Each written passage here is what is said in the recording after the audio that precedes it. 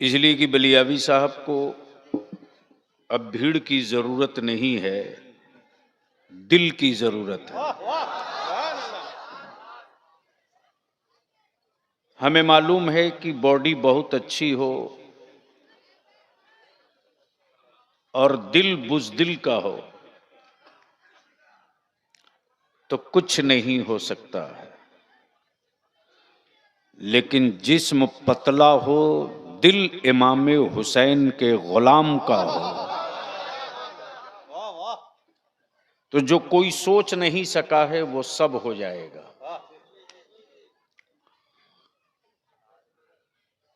मुहिब्बे गिरामी अलहाज अल्लाह रखा साहब का फोन पहुंचा और ये जंगीपुर मेरा तीसरा सफर है। गर्चे जो कामयाबी मिलनी चाहिए नहीं मिली है, लेकिन मैंने अभी हिम्मत नहीं हारी है, इसलिए कि बलियावी जो मुर्शिदाबाद के जिला में बार बार नॉक कर रहा है वो अपने लिए नहीं,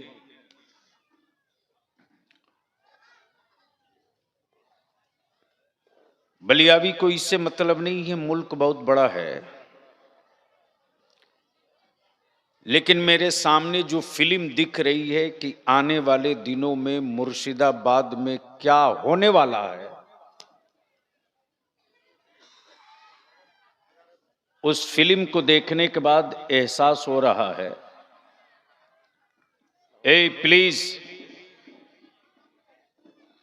सुन सकते हो तो सुनो वरना घर जाओ।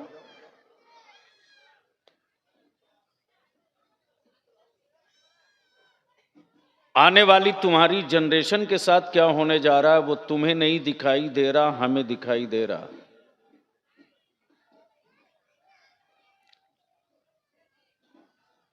और जब तक कि हम अपने आने वाली जनरेशन के लिए सीरियस नहीं होंगे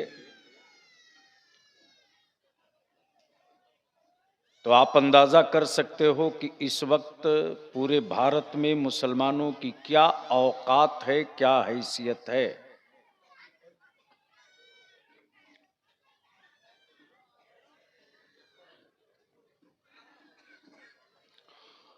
उलमा इकराम से गुजारिश है कि अगर मोबाइल से फुर्सत हो और एक आलिम के मनसब पर खुद को फायज महसूस करते हो तो चंद मिनट की मेरी गुजारिश सुन लीजिए। 100% तो आप हम रिजल्ट की उम्मीद नहीं करते, लेकिन मरने से पहले अपने सीने का बोझ हल्का करके मरना चाहेंगे कि हमने कोशिश नहीं की, हमने कोशिश की। अब इलाके के उलमा ने, अवाम ने अगर सीरियसली कोई स्टेप नहीं लिया तो मैं क्या कर सकता हूं, मैंने कोशिश की। तो इसलिए आज बलियावी की थोड़ी देर की गुफ्तगू संजीदगी से सुन सकते हो तो आप सुन लो। अलहाज अल्लाह रखा साहब ने मुझसे कहा कि एक मीटिंग में जो चल रही है तहरीक बेदारी, इसके ताल्लुक से कुछ खास लोगों की करना चाहता हूं। वक्त न रहते हुए भी वक्त मैंने निकाला, रात को हाजिर हो गया, दिन में कुछ देर बैठा भी,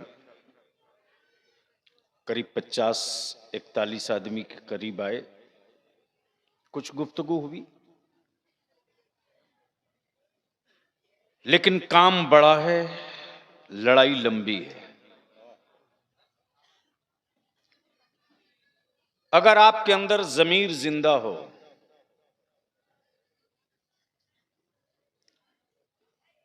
आप अगर लाश नहीं बने हो, तो पिछला एक हफ्ता पहले इंडिया के पार्लियामेंट का एक्सीडेंट याद कर लो। जब हिंदुस्तान की पार्लियामेंट में भारत के संविधान के रचयिता, राइटर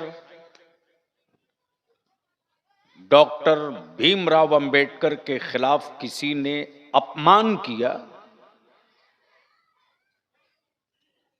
तो हिंदुस्तान का हर दलित, हर हिंदुस्तानी बेचैन होकर सड़क पर निकल गया। लेकिन इसी मुल्क में, इसी भारत में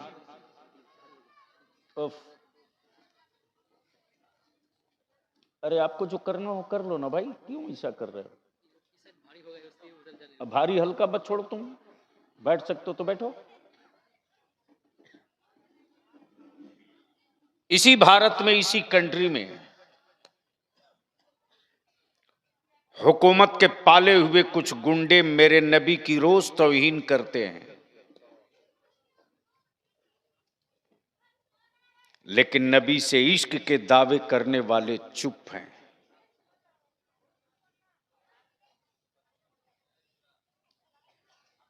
जैसे बर्फ जमी हो।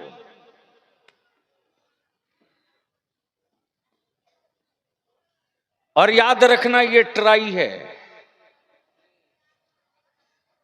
हम अपने उलमा से हाथ जोड़ के कहेंगे ये ट्राई है।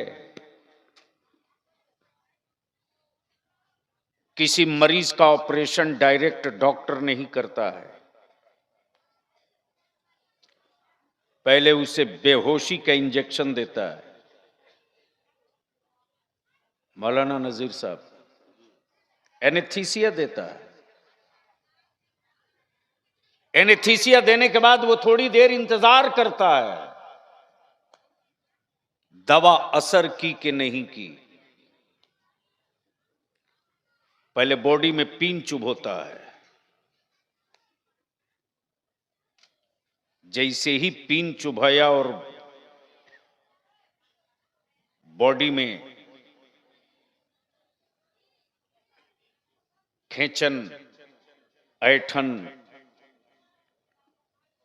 या एहसास अगर हो गया पेशेंट को तकलीफ का, तो डॉक्टर फिर रुक जाता है, इंतजार करता है। थोड़ी देर के बाद फिर पीन चुभोता है। अगर पूरा पीन चुभो दिया और मरीज की बॉडी पर किसी तरह का कोई एक्शन नहीं आया, तब डॉक्टर अपना नश्तर निकालता है, जितना जी चाहता है उतना काटता है।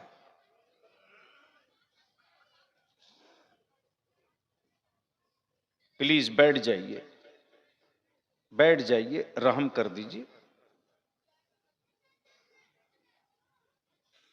आज पूरे भारत में ट्राई लिया जा रहा है। मुसलमान अभी जिंदा है कि नहीं, मुसलमानों की जिंदगी में, वजूद में, बॉडी में ईमान अभी बचा है कि नहीं।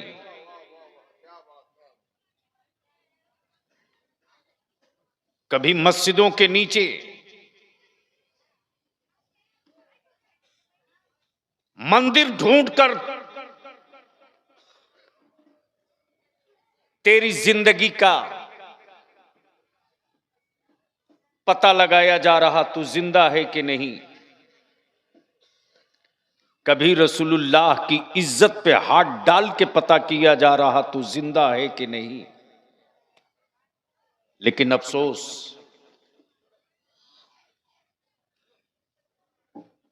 जिस कौम, जिस मजहब में आखिरत का कोई तसव्वुर नहीं,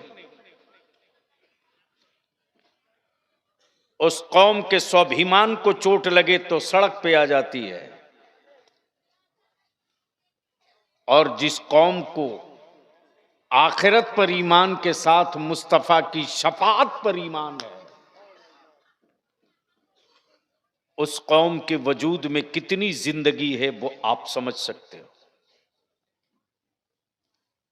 इसलिए आज बलियावी की थोड़ी देर की गुफ्तगू अगर दिल में जगह हो तो बैठा लो, और एहसास जिंदा हो तो हम उलमाए कराम से अपील करेंगे कि अब बांग्लादेश में तख्ता पलट के बाद जो सबसे रडार पर कोई डिस्ट्रिक्ट है तो वो मिदनापुर 24 परगना नहीं है, मुर्शिदाबाद है। और ये पब्लिक डोमेन में बोल करके बलियावी अपने कांधे का बोझ आज उतार दिया। अगर होश में आ गए तो 50 साल तक तेरी औलादों को कोई आंख नहीं दिखाएगा, और अगर ऐसे ही बेहोशी में रहे तो आने वाले दिनों में तेरी औलादें अब चौक चौराहों पर अपना नाम अब्दुल्ला नहीं बता पाएंगी, जो सामने दिख रहा। तो क्या इरादा है? कुछ सुनने का मूड है? कितने लोगों का? उठाए रखो। जिसका नहीं उठा है उसको उठा के घर भेज दो। उठा दोनों हाथ पूरी ताकत से। स्टेज वाले भी हैं तो उठाओ, डर क्यों रहे हो? या तो बलियावी को आने मत दो, या अगर बुला रहे हो तो साथ निभाने की हिम्मत रखो। खड़ा हो जाओ। आप लोग मत खड़ा हो, आप लोग नहीं, ये पहलवान। लगाओ जोर से। लब्बैक या रसूल अल्लाह।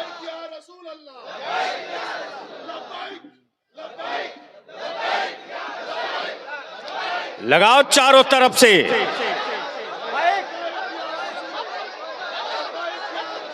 मेरे साथ लगाओ, मेरे साथ, मेरे साथ स्टेज से लेकर जमीन तक किसी का हाथ नीचे न रहे। ए बेटे, मैं कहां आ गया हूं यार? नहीं, मुझे नहीं पता था कि मैं कहां आ गया हूं। नहीं, वो बच्चे हैं, उनको क्या पता है? अरे उन बच्चों को क्या पता है वो कहां आए हैं, किस लिए आए हैं? माँ बाप सोचे होंगे चलो अच्छा है, जो बच्चा किसी लायक नहीं रहता उसको मदरसे में भेज देते हैं। ये तो दीन मुस्तफ़ा की बरकत है कि जो किसी काम के लायक नहीं होता है उसको भी इमाम बना के निकाल दिया जाता है। इसलिए सुन सकते हो तो सुनो, मेरे साथ पूरी ताकत के साथ किसी का हाथ नीचे न रहे। मदीने की सरकार को आवाज दो, लब्बैक या रसूल अल्लाह, अल्लाहुम्मा लब्बैक या हबीब अल्लाह, या रसूल अल्लाह, अल्लाहुम्मा लब्बैक या हबीब अल्लाह। नीचे करो, थोड़ी आवाज माइक की कम कर दो, दिल लगाओ। आखिर भारत में मदरसों की जरूरत क्यों?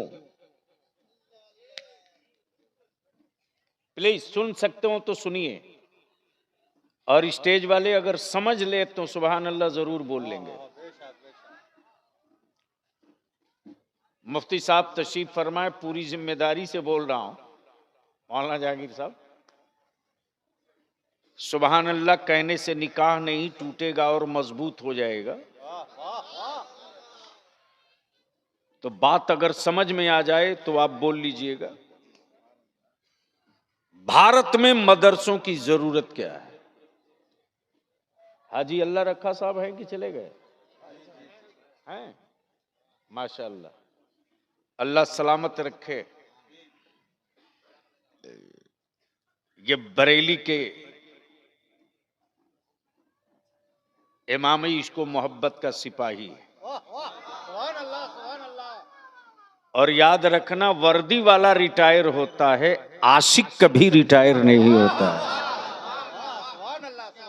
तवज्जो चाहो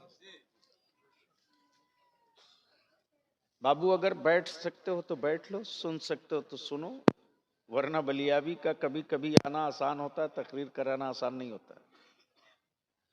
मैं इसके लिए जिंदा नहीं रखा गया हूं कि मरी हुई लाशों में डंडा मारूं।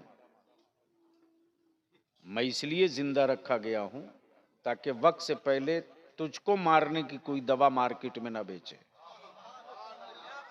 बाकी फैसला तुमको करना है। भारत में मदरसों की जरूरत क्यों? तवज्जो चाहूंगा अहले इल्म की।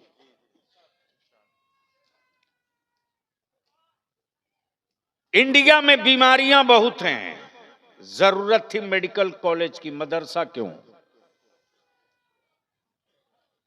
तवज्जो चाहूं पढ़े लिखे लोगों की। भारत में छुआछूत की बीमारी बहुत है,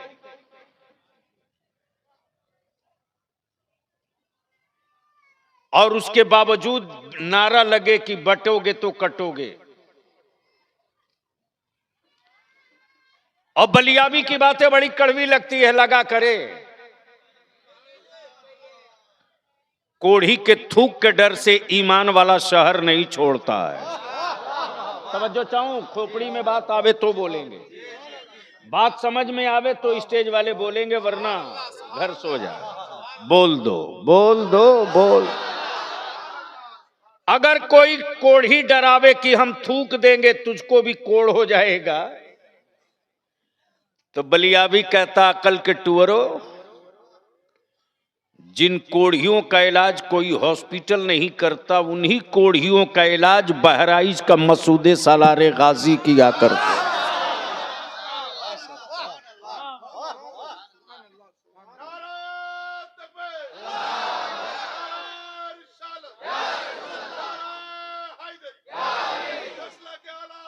हाय हाय हाय,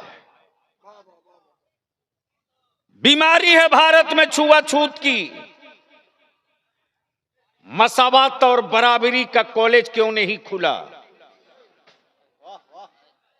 अगर बात मेरी समझ में आवे तो स्टेज वाले बोल दिया करें। नहीं नहीं, धक्का ना देना पड़े, समझ में आवे तो बोलिएगा।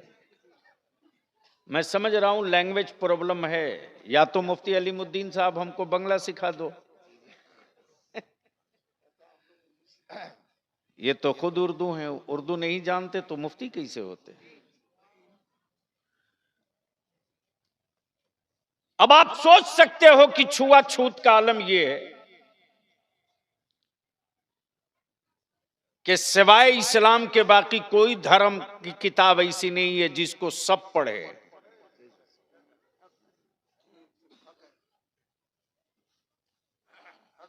यह भी तारीख का हिस्सा है कि अगर किसी दलित ने रामायण गीता पढ़ लिया तो पिछली तारीख यह है कि उसके कान में शीशा पिला करके डाल दिया गया। तब बलियाबी कहता है, मैं यार ये छुपा हुआ मजहब नहीं है, खुला हुआ इस्लाम है।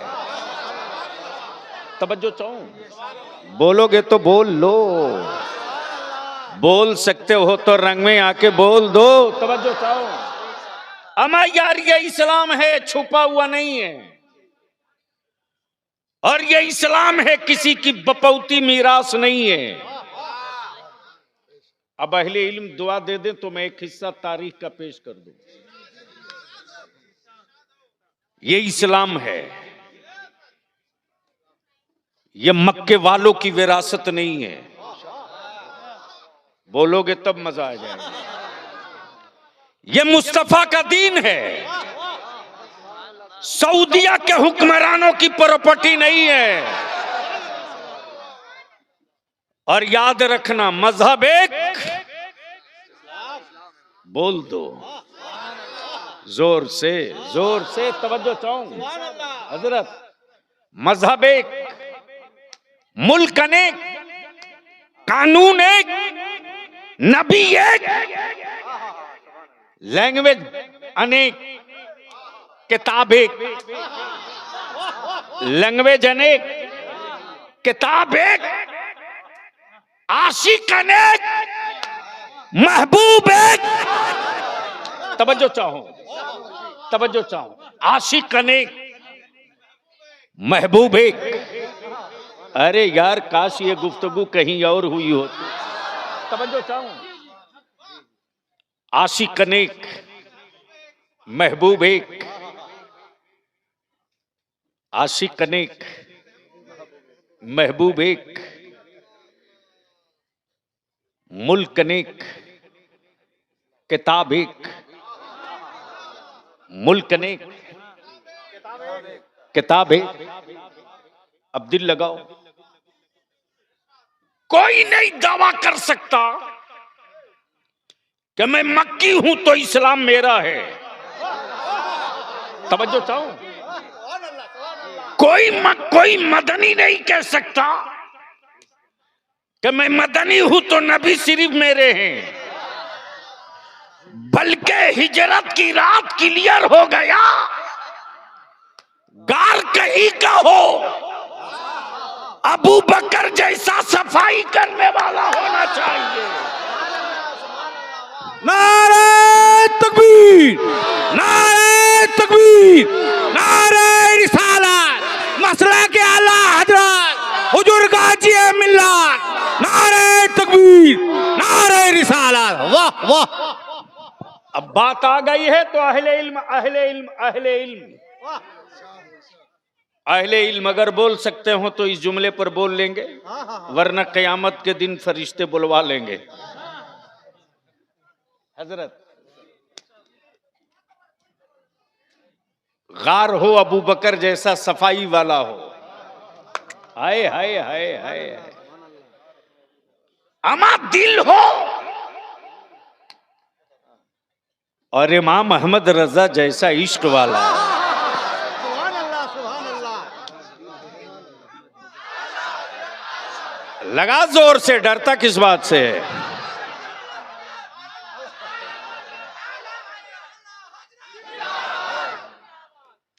अच्छा, स्टेज वालों को मसल के आला हजरत से कोई दिक्कत तो नहीं है? नहीं नहीं नहीं नहीं नहीं।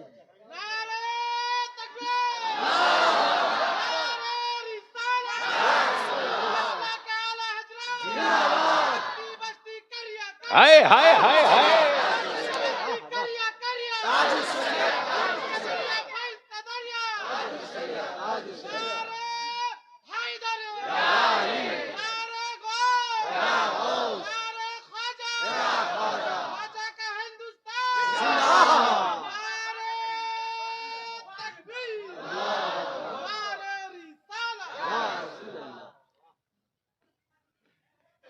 दारुल इफ्ता में किताबें बहुत हो, लेकिन मुफ्ती आजम जैसा मजबूत कलेजा ना हो। तवज्जो चाहूं। मुफ्ती अनेक, मुफ्ती आजम एक, अजहरी अनेक, ताजु शरिया एक। तवज्जो चाहूं। अजहरी अनेक, ताजु शरिया एक। अब बलियाबी कहता हो काबे का इमाम, हरम का मुफ्ती। अगर तूने यहूदियों का टुकड़ा नहीं खाया है तो आज फलस्तीन में गिरती हुई लाशों पे चुप क्यों है? बैतुल मुकद्दस की अजमत की जंग लड़ रहे, वीरान पड़ रही माँ की गोद की हिमायत में बोलता क्यों नहीं? तो अब यहीं से फर्क देख ले अपनी आंख से, बंगाल वाला जो यहूदियों की दलाली की रोटी खाया है वो फलस्तीन की बोली बोल रहा, और जो नबी के इश्क की रोटी खाया है वो बैतुल मुकद्दस की बोली।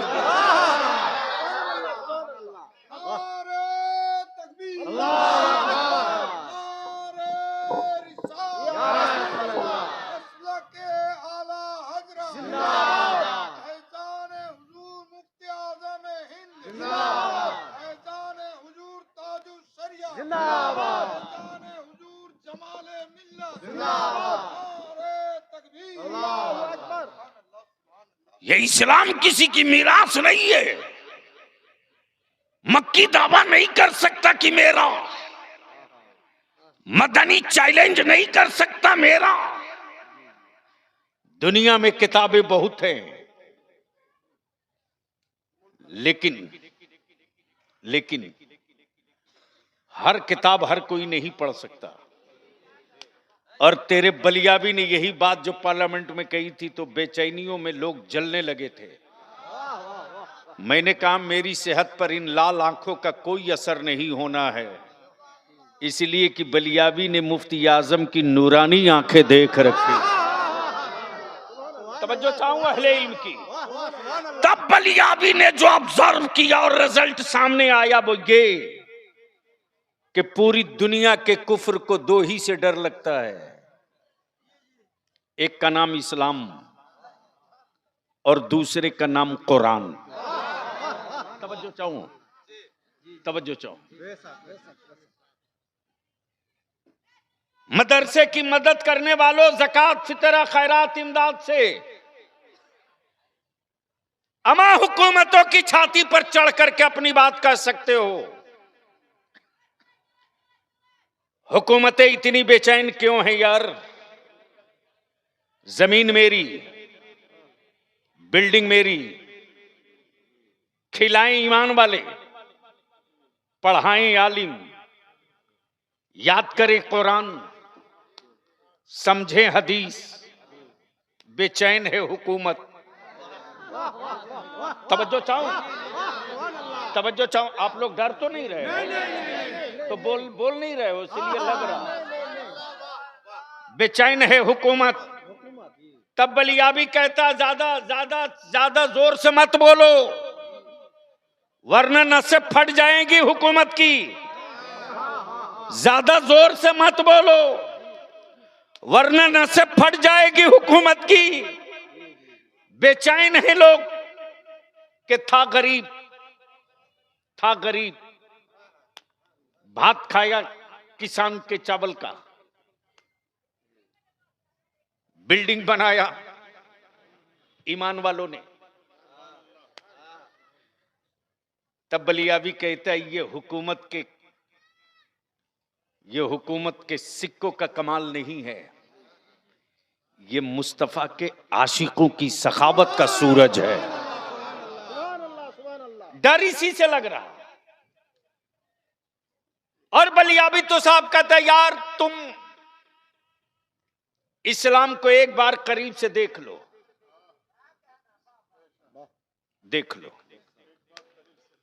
वो तुम्हारी किताब है जो दलितों को नहीं पढ़ने देते। तवज्जो चाहूं। हजरत वो तुम्हारी किताब है जो दलितों को नहीं पढ़ने देते। गलती से अगर छू दे तो उसे न जाने किन किन धाराओं के तहत जेल डालोगे। अब यार आखिर डर क्यों लगता है आदमी से? उनके मंदिरों में कोई दलित चला जाए तो मत पूछो। अब वो नारा लगाते हैं बटोगे तो कटोगे। हमने तो कभी नहीं कहा। लेकिन एक बात यहां अर्ज कर दूं हजरत, है थोड़ी सी हार्ड लाइन, शायद आपके बुद्धि में बात उतर जाए मेरी, चूंकि लैंग्वेज प्रॉब्लम है। सन 1951 में एक कानून बना। कब? 1951 में एक कानून बना। वो कानून ये कि 1947 में पूरे भारत में, संपूर्ण भारत में या भारत के बाहर पाकिस्तान में 1947 में जो गिरजा, जो गुरुद्वारा, जो मंदिर, जो मस्जिद 1947 में जिस पोजीशन में है वो वही रहेगा, उसमें कोई चेंजिंग नहीं कर सकता, ना कोई दावा करेगा। ये समझौता है, ये एग्रीमेंट है। बांग्लादेश हो गया, पाकिस्तान, अगर वहां किसी दूसरे मजहब के किसी धार्मिक मजहबी मकाम को तोड़े तो यकीनन हिंदुस्तान का हर मुसलमान हिंदुस्तानी होने के नाते बेचैन होवेगा, मजम्मत करेगा, कंडम करेगा, इसलिए कि एग्रीमेंट और मुआहिदे के खिलाफ है। लेकिन सत्ता और हुकूमत के पाले हुए कुछ जज, अदालतों में बैठे कुछ एजेंट, बलियाबी की सेहत पर इसका कोई असर नहीं पड़ता। कोई जज बहुत बड़ा हो सकता, लेकिन कानून से बड़ा नहीं हो सकता। जब कानून है कि इसके खिलाफ कोई पटिशन नहीं दिया जा सकता, तब मेरी मस्जिदों के अंदर माबूद ढूंढने वालों का पटिशन जज तुमने एक्सेप्ट क्यों किया? लड़ाई होगी मौलाना, ये लड़ाई आलिमों को लड़नी पड़ेगी, इसलिए कि जहां जहां 3 गुंबद वाली मस्जिदें दिख रही हैं, उन तीनों गुंबद वाली मस्जिदों की बुनियाद में वो अपने हाथ के बनाए हुए माबूद ढूंढेंगे, और उसके लिए आलिमों को तैयार रहना पड़ेगा, वरना तारीख माफ नहीं करेगी। इतिहास के पन्ने में हमको जगह नहीं मिलेगी। और इदारे शरिया ने इस तहरीक का आगाज बहुत पहले किया। लड़ाई छेड़ दी जाएगी तो साथ दोगे कि छोड़कर भाग जाओगे? धीरे बोल रहे हो, धीरे बोल रहे हो। साथ देंगे। अरे मैं पूछता हूं, अगर लड़ाई छिड़े मस्जिद बचाने की तो आप साथ रहोगे कि भागोगे? साथ रहेंगे। जोर से बोलो, साथ रहोगे कि भागोगे? अगर जेल जाना पड़े तो चलोगे कि भागोगे? जितना बोलता है मुसलमान अगर 1/4 कर दे, लेकिन मौलाना मुफ्ती अलीमुद्दीन साहब, मुझे पूरा भरोसा है, आज बिहार झारखंड जिस जिले में बलियाबी आवाज दे दे, अल्हम्दुलिल्लाह, मेरा आलिम ये इंतजार नहीं करता कि हमें गाड़ी कहां से मिलेगी, और मेरा नौजवान ये इंतजार नहीं करता कि हमको जाना किस तरह से है, बल्कि अदारे शरिया का वो चैनल गांव तक पहुंच चुका है कि नौजवान खड़े हो जाते अपने आलिमों की पीठ पर, कहते हजरत गाड़ी समेत डीजल समेत हम लोग हाजिर हैं, आप आगे बैठो, हम पीछे खड़े हैं। इसलिए हजरत मुफ्ती अलीमुद्दीन साहब, अभी तो जख्म ताजा है, हम इल्तिजा करेंगे, महसूस कर सकते हो तो कर लीजिए, इसलिए कि पूरे भारत के माइंड को डाइवर्ट करने के लिए मुर्शिदाबाद को बलि का बकरा बनाने की साजिश है, और इसको कोई लीडर नहीं रोकेगा, कोई पार्टी वाला नहीं रोकेगा, इसलिए कि कोई भी पॉलिटिकल पार्टी हो, तेरे वोट से उसको मतलब है, तेरे बच्चे और तेरे इस्लाम से किसी को मतलब नहीं है। तो अब अगर सुनने का मूड है तो एक बार मोहब्बत से या रसूल अल्लाह, और जोर से ओए आजा रंग में बोल दो। अब अहले स्टेज की तवज्जो चाहूं हजरत, इस्लाम बदला नहीं लेता है, ये तारीख का हिस्सा है, इस्लाम बदला नहीं लेता है।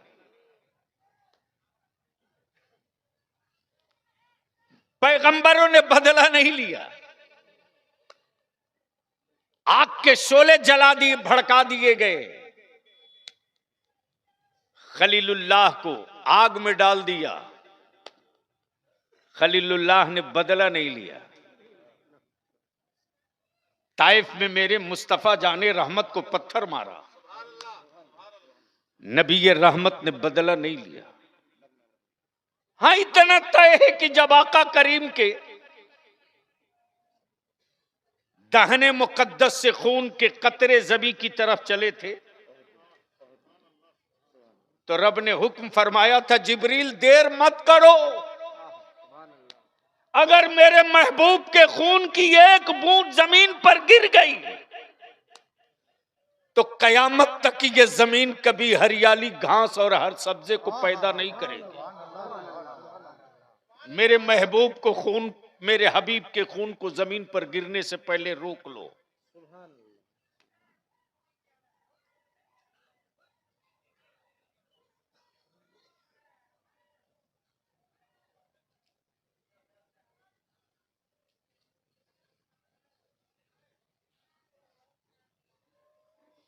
कोई तो उसको बैठा दो।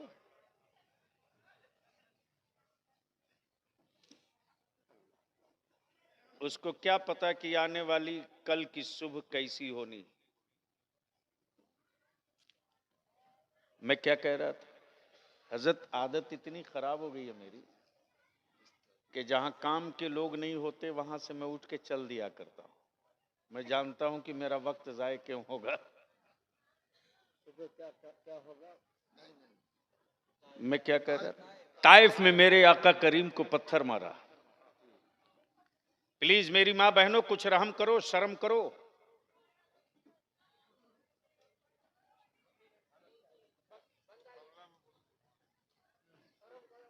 अरे कोई तो बांग्ला में उसको समझा दो।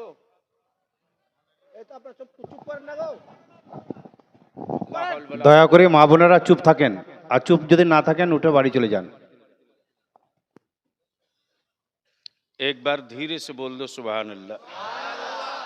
मेरे आका करीम के रूए अनवर पे पत्थर मारा। जिब्रील आ गए, या रसूल अल्लाह आप हुक्म दीजिए तो मैं अपने परों को समेट दूं। अपने परों को समेट दूंगा तो ये रेजा रेजा हो जाएगी आबादी। आकाई रहमत फरमाते, जिब्रील ये हमें नहीं पहचानते,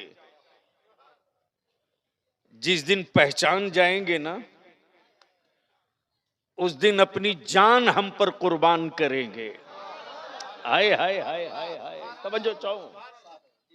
ये हमें नहीं पहचानते लेकिन मैं इनको पहचानता हूं, मैं इनको पहचानता हूं। यही है मसलक आला हजरत,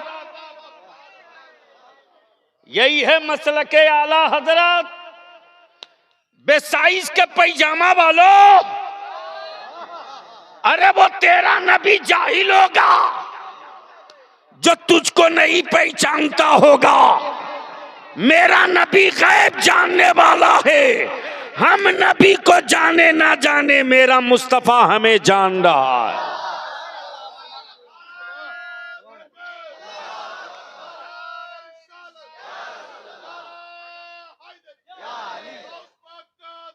हाय हाय हाय,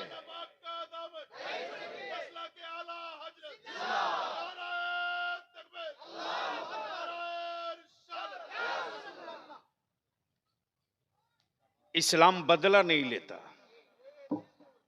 हजरत जो इस वक्त पूरे भारत में मंथन चल रहा, नागपुर से लेकर कानपुर तक बहस और डिबेट चल रही है, अमेरिका से लेकर इस्राइल तक, कि आखिर इतना होने के बावजूद भी मदरसे बंद क्यों नहीं हुए। बलिया भी कहता है चाहे जो कर लो,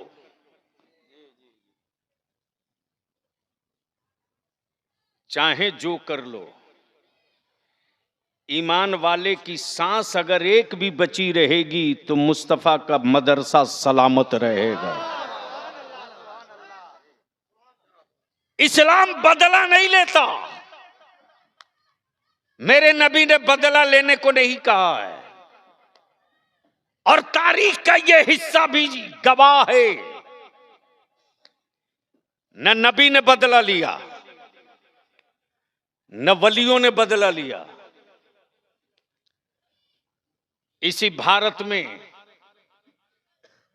अताए रसूल मेरे गरीब नवाज पे पानी बंद किया। हजरत बड़ा बवाल हुआ है अभी 25 रोज पहले बलियाबी की गुफ्तगू के एक हिस्से पर, लेकिन बवालों से बलियाबी कभी खौफजदा नहीं होता। मैं जानता हूं कि उनकी चीखों में कितना असर है और मेरी आहों में कितना असर है।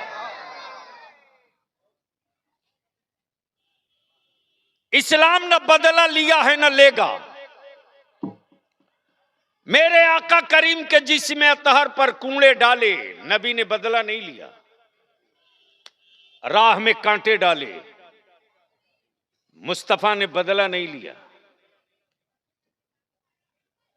लेकिन जब तारीख का वो दिन करीब आया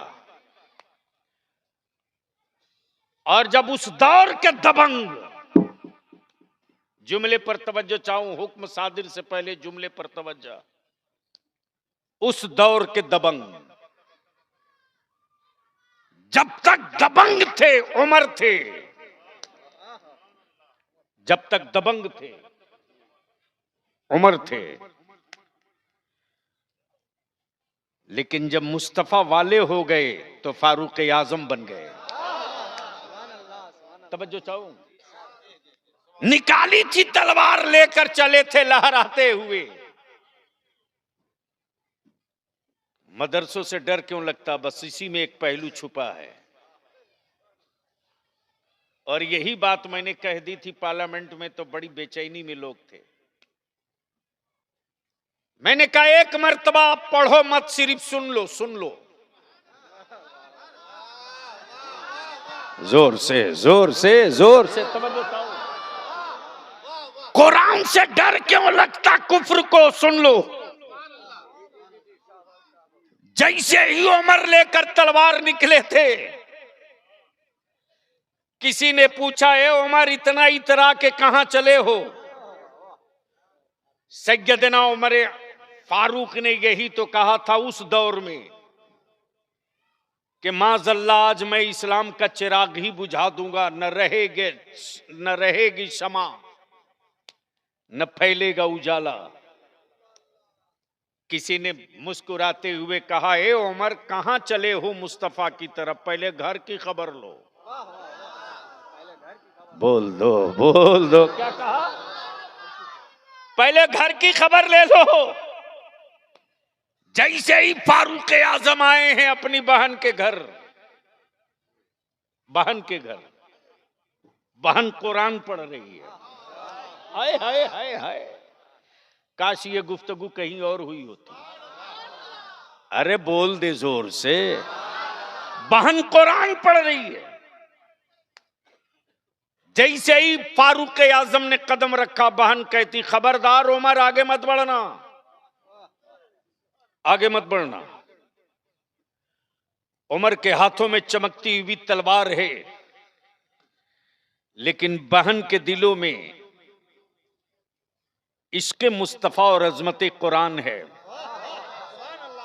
ए उमर खबरदार आगे मत बढ़ना।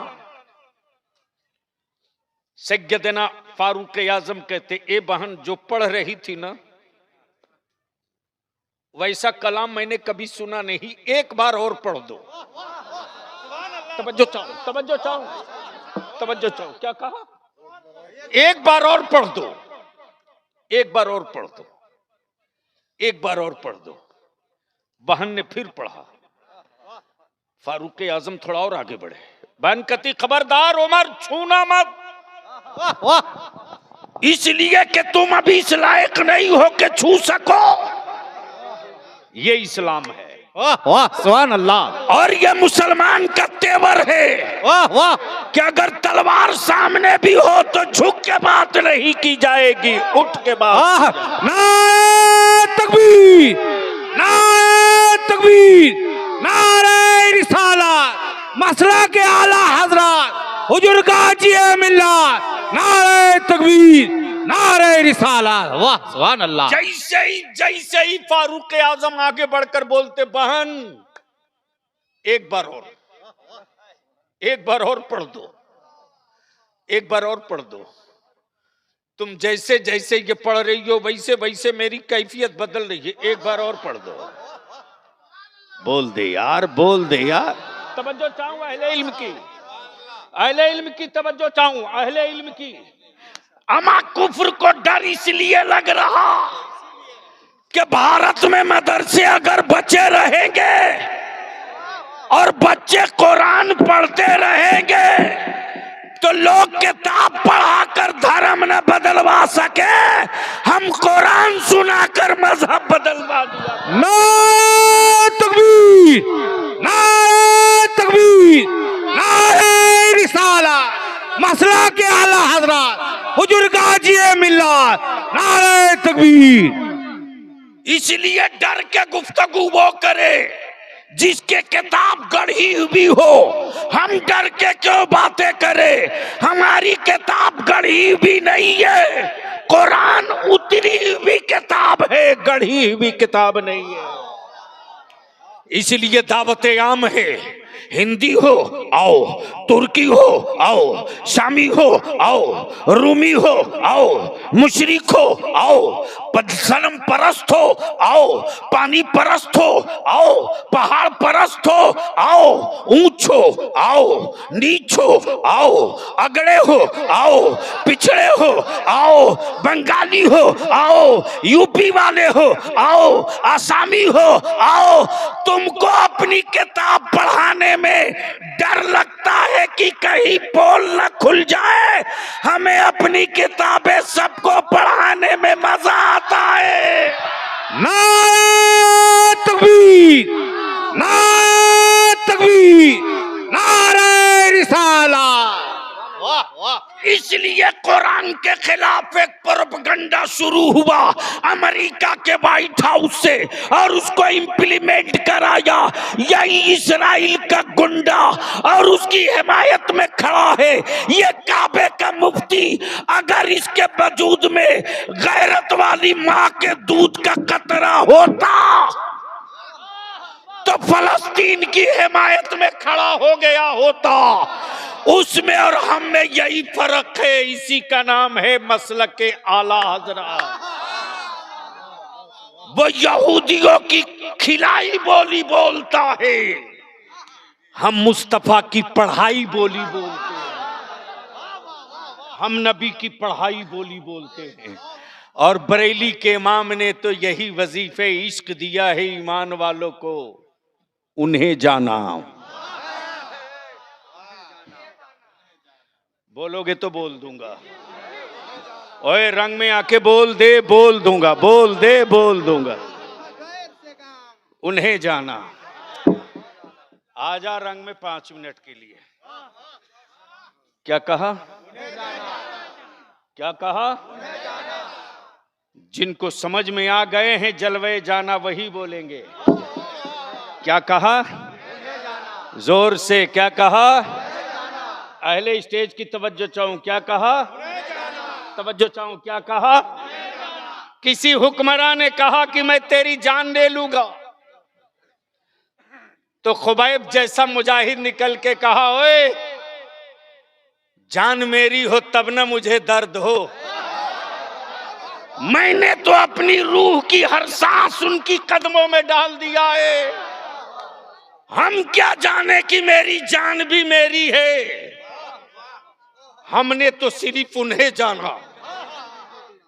आ गया उमैया, बिलाल को कोड़े मार मार कहता, बिलाल चमड़े के कोड़े के साथ तेरे बदन की चमड़ी भी आ रही है, दर्द हो रहा कि नहीं? सैयदना बिलाल कहते, जिस्म मेरा हो तब ना हमें दर्द हो। हम क्या जाने कि दर्द किसको कहते। हमने तो सिर्फ उन्हें जाना, दर्द नहीं जाना। अल्लाह अकबर। और इसी भारत में जब अकबर दीन इलाही लेकर खड़ा हुआ, इसी भारत में, तो मुजद्दिद अल्फसानी खड़े हो गए। अकबर बोल पड़ा कि ये दीन इलाही है, मानना पड़ेगा, वरना जेल की सलाखों में सड़ना पड़ेगा। मुजद्दिद अल्फसानी बोल पड़े, औकात मेरा जिस्म मेरा हो तब ना हमें दर्द हो, एक जान नहीं अनेकों जान हो, हर जान लुटा के कहूंगा उन्हें जाना। हाय हाय हाय, जोर से जोर से जोर से तवज्जो चाहो, तवज्जो चाहो। और ये वजीफे इश्क वही वही सुनाई देगा जहां जहां बरेली का इमाम अहमद रजा होगा,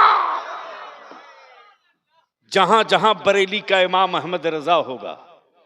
लेकिन यहां रुक कर एक बात अर्ज करूंगा, कुछ पीरों के मुरीदों ने अहले सुन्नत को टुकड़े करने की कोशिश की है। इन हरामखोरों की दुकानों में ताला बंद करो। अरे मैं देख लूंगा कि किसके सीने में कितना दम है रे, लेकिन अहले सुन्नत को टुकड़े नहीं होने दूंगा, जान सटा दूंगा, अहले सुन्नत को बटने नहीं दूंगा, अहले सुन्नत को बटने नहीं दूंगा। शजरा चाहे जहां का हो, सिलसिला चाहे जो हो, अकीदा एक। तवज्जो चाहूं, अकीदा, जोर से अकीदा, जोर से अकीदा, जोर से अकीदा। नबी नूर हैं तो हैं अकीदा एक, नबी नूर हैं तो हैं अकीदा एक। अब बलियावी कहता है, दलालो मत बांटो अहले सुन्नत को, कोई अशरफी उस वक्त तक अशरफी नहीं हो सकता। बलियावी तो खट ठोक के पूरी दुनिया में पैगाम दे रहा, मखदूम सिमना को छोड़कर कोई रज़वी नहीं हो सकता, और इमाम अहमद रजा को छोड़कर कोई अशरफी नहीं हो सकता, गौसे आजम को छोड़कर कोई चिश्ती नहीं हो सकता, महबूबे इलाही को छोड़कर कोई साबरी नहीं हो सकता, महबूबे इलाही को छोड़कर कोई साबरी नहीं हो सकता, गौसे आजम को छोड़कर कोई चिश्ती नहीं हो सकता, साबिर अलाउद्दीन को छोड़कर, साबिर अलाउद्दीन को छोड़कर कोई उस्मानी नहीं हो सकता, कोई उस्मानी नहीं हो सकता।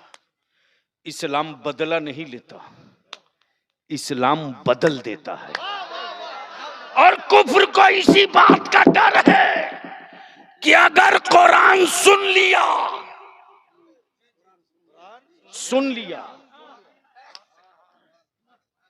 अगर कुरान सुन लिया तो बदलना नहीं पड़ेगा।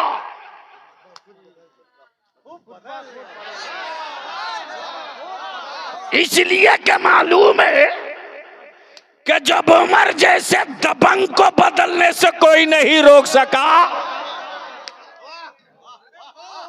तो ये गुजरात वाले कई मिनट टिकेंगे। इसलिए डर लगता है कुरान से। और हम मुसलमानों तुझसे गुजारिश करेंगे, भारत में मदरसों की जरूरत क्यों? हम तेरे हिम्मत को सैल्यूट करते हैं, हम तेरे जज्बे को सलाम करते हैं। किसान है तो क्या हुआ यार, सीने में कुरान तो है। अमा यार हवा हवाई चलाते तो क्या हुआ, सीने में इश्क़ मुस्तफा तो अभी बचा है। और इसी को कत्ल करने के लिए पूरी मैकेनिज्म और मशीनरी लगी है, और टाइम टू टाइम ट्राई किया जा रहा, कभी मेरी मस्जिदों की बुनियाद खोद करके, कभी मेरी दरगाहों पर हाथ डाल करके, और कभी मेरे आका करीम की इज्जत पे हाथ डाल करके। अगर सड़कों पर मुसलमान निकल जाता है तो लोग समझता है अभी लाश नहीं है, अभी जिंदा है। इसलिए मैं अपने उलमाए किराम से हाथ जोड़ के अपील करूंगा, पूरी जिंदगी फुर्सत नहीं मिलेगी, अगर फुर्सत न निकालें तो ये तहदीस नेमत है मेरे ताजु शरिया की अता रईसुल कलम की दुआएं हैं यार। बलियावी अगर चाह लेना तो 365 दिन में 300 दिन तो रोज तकरीर करे, लेकिन तकरीर रोज करूंगा तो काम कौन करेगा। इसलिए हम अपने उलमा से बिलखुसूस मुफ्ती अलीमुद्दीन साहब से अब इल्तिजा करूंगा, आखिरी चांस में लूंगा। हजरत, जो मेरा शिकवा आपसे है वो है, जब तक हम मस्जिदें नहीं गिनेंगे, जो मैं कह के आज जा रहा हूं इस दस्तारबंदी के इजलास में, इसको लिख लीजिए, फिर दिया लेके ढूंढोगे बलियावी कहाँ है, शायद मुलाकात ना हो पावे। इसलिए कि बलियावी निकलता है तो ये सोच करके मैं जिंदगी के आखिरी सफर पे जा रहा हूं, यही नियत करके मैं घर से निकलता हूं कि मैं अपनी जिंदगी के आखिरी सफर पे जा रहा हूं। इसलिए कि जो सामने में बांग्लादेश में एक्सीडेंट हुआ है तख्ता पलट का, बहुत सारी तंजीम, बहुत सारे संगठन, बहुत सारे लोग लिबास बदलकर, सूरत बदलकर हमारे बच्चों को ट्रिप करेंगे, हमारे बच्चों को हाईजेक करेंगे, और हुकूमत के रडार पर ये पूरा मुर्शिदाबाद, उत्तर दिनाजपुर आ चुका है। इसलिए पूरी मुस्तैदी के साथ हमें अपने भारत के संविधान और भारत के तहफ्फुज और भारत में अमन, चैन, सद्भाव, सुकून के साथ अपने मस्जिदों की हिफाजत और अपने इस्लाम के तहफ्फुज की बात करनी है। और उसका एक ही रास्ता है कि पहले हम अपनी मस्जिदें गिन लें, मदरसे गिन लें। अब तक सियासी पार्टियों के झंडे लेकर निकले हो यार, एक मर्तबा जंगीपुर में इकट्ठा हो जाओ मुस्तफा की इज्जत का झंडा लेकर। हर गांव से निकले जत्था, और अगर 70% आबादी है मुसलमानों की तो बता दो, सियासी पार्टी वालों, मैं तेरे झंडे का मोहताज नहीं हूं।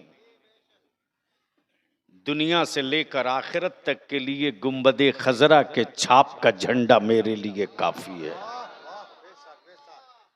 तो बोलो, तहरीके बेदारी के लिए का अगर बड़ी कॉन्फ्रेंस की जाए तो आप लोग साथ दोगे कि नहीं दोगे? जोर से बोल कर बताओ, साथ दोगे कि नहीं दोगे? अगर बुलाया जाए नबी की इज्जत और मस्जिदों की हिफाजत के लिए तो साथ दोगे कि नहीं दोगे? हजरत, अब एक मीटिंग बुलवाइए, मौत बरहक है, बीमारियों का इलाज है, अल्लाह के फैसले का कोई इलाज नहीं। वहां तो बस ये है, आमन्ना सद्दकना, मेरा रब जिसमें राजी उसी में हम भी राजी। इसलिए वालदा को अल्लाह करवट करवट जन्नत दे। एक कोऑर्डिनेशन करके रमजान शरीफ से पहले 26 ब्लॉक है, 26 ब्लॉक में अहले सुन्नत के जो उलमा हैं, कम से कम 5-5 आदमी को कन्वेनर नामजद कर दिया जाए और ईद बाद सर जोड़कर बैठा जाए और इतना बड़ा अज़दहाम इकट्ठा हो, जिस दिन 5 लाख चाह जाएंगे ना, मैं समझता हूं कि पूरे बंगाल का रिकॉर्ड ब्रेक हो जाएगा सारी पॉलिटिकल पार्टियों का, और सबके दिमाग में उस दिन कील चुभ जाएगी कि हम जिसको गाजर समझते थे वो बड़े सेहतमंद निकले हैं। ये चुप जरूर हैं, बुज़दिल नहीं हैं। ये खामोश जरूर हैं, कायर नहीं है। इसके लिए आलिमों को ही उतरना पड़ेगा। इस वक्त पूरे भारत में मदरसे इस्लाम की ज़रूरत है, और कुफ्र को डर दो ही से लग रहा, एक इस्लाम से, एक कुरान से। कुरान सुनने में उनको डर लगता है, लेकिन भूत पकड़ते तो फुकवाने के लिए मस्जिद के दरवाजे उसी किताब के लिए आते। इसलिए अल्लाह तबारक व ताला मदरसे के असातिज़ा को, अराकीन को, मुआमिनीन को, हाजी अल्लाह रखा साहब बिल्कुल वजिद थे, बोले आना है तो आना है। और तब मैंने कहा कि चलो एक चांस और लेता हूं, वरना आप सोच सकते हैं फिर रात को निकलूंगा, कल दिन में फिर मीटिंग है, फिर 4 बजे शाम को एक मस्जिद का संग बुनियाद करने जाऊंगा, फिर रात को एक गांव में मदरसे का बुनियाद करूंगा। मैं भी आदमी हूं ना, तो रात दिन जो आदमी खटता हो, और अभी पूरी ताकत लगाया हूं प्लेस वर्शिप प्लेस एक्ट जो अभी आया है, मजहबी मकामात कानून 1991 वाला, उस पर इदारे शरिया की एक पूरी लीगल टीम लगी हुई है और पूरी ताकत के साथ एक ग्रुप बने जिसमें हम अपनी मस्जिदें गिन लें और सबकी डायरेक्टरी बना करके यहाँ के डीसी और कमिश्नर को दे दें और देकर कहें कि ये हुकूमत की ज़मीन पर नहीं है, मेरे बाप दादा की ज़मीन पर है। मेरे मस्जिद की वजू खाने की बुनियाद खोदोगे तो मैं सत्ता की हवेली की नेव कबाड़ के रख दूंगा, याद रखना। इसके लिए खुद से आगे आना होगा। ये काम हुकूमत का नहीं है, ये काम वारिसे अंबिया का है। अल्लाह तबारक व ताला अमल खैर की तौफीक रफ़ीक अता फरमाए। यार जिंदा, सोहबत बाकी। सलाम अलैकुम।